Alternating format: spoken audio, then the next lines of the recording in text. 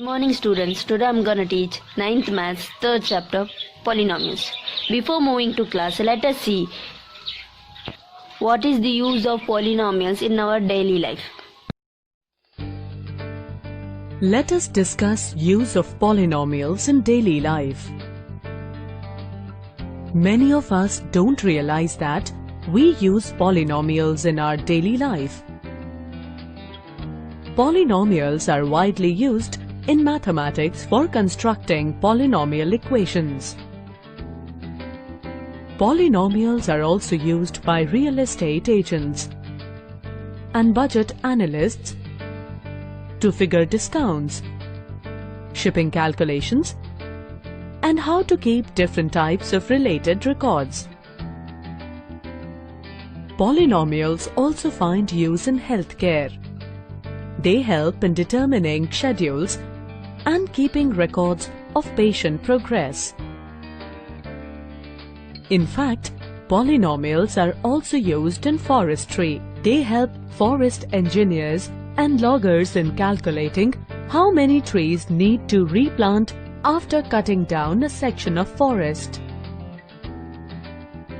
Since polynomials are used to describe various types of curves, engineers use them to graph the curve of roller coaster. Polynomials are also used to solve many math problems related to electronic installations.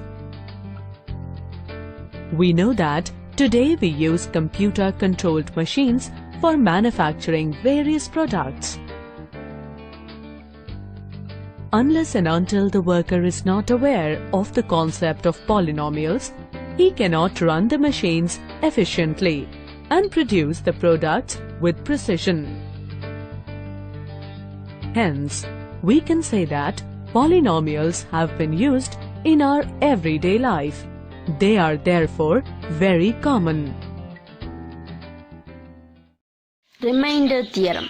Let p of x be any polynomial of degree greater than or equal to 1 and let a be any real number. If p of x is divided by the linear polynomial x minus c, then the remainder is p of e. So what the remainder theorem states is, we are taking a polynomial as p of x.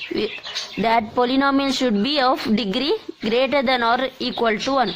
This polynomial, whichever we take in polynomial, that should be greater than or equal to 1. Degree should be greater than or equal to 1 and a be any real number and p of x is divided by, so this p of x is divided by a linear polynomial x minus c. Then the remainder is p of e. What you will be getting, the remainder is p of e.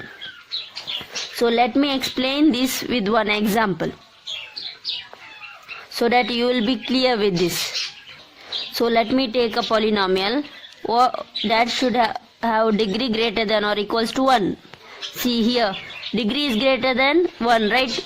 The degree of this polynomial is 4. So how will you identify a degree? The highest power of the variable, right? So highest power is 4. This is the degree. So polynomial is here. This polynomial is, so degree is greater than 1. Then what they have said, divided by.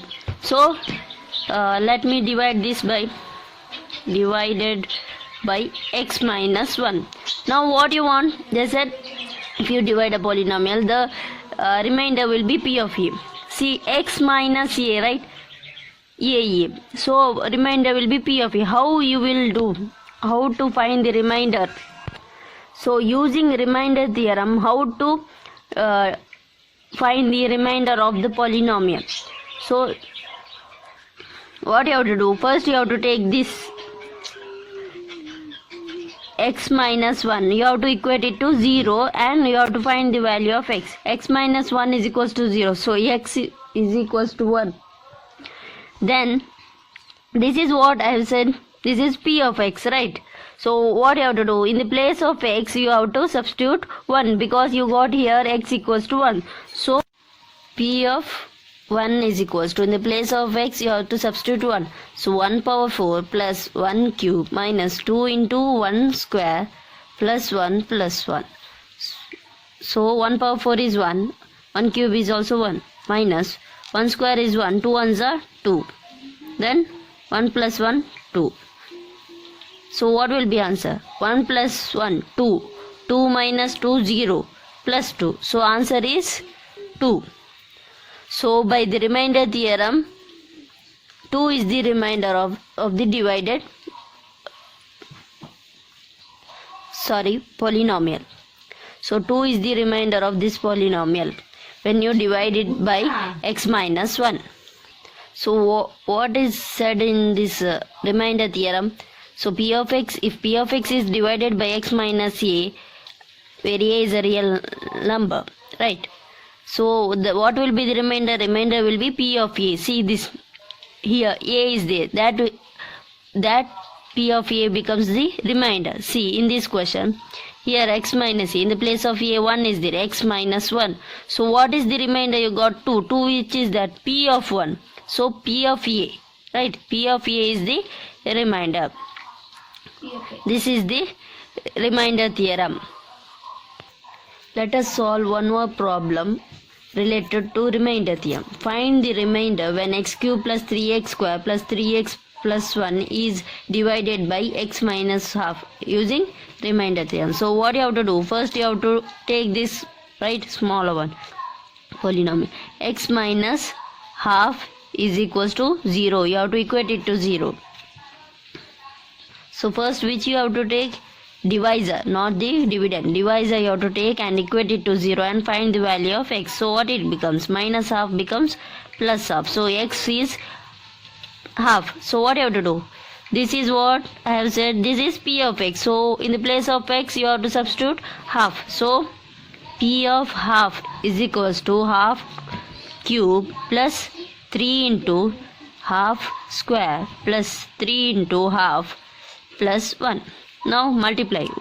1 cube is 1. 2 cube is how much? 2 is multiplied 3 times. 2 2s are 4. 4 2s are 8.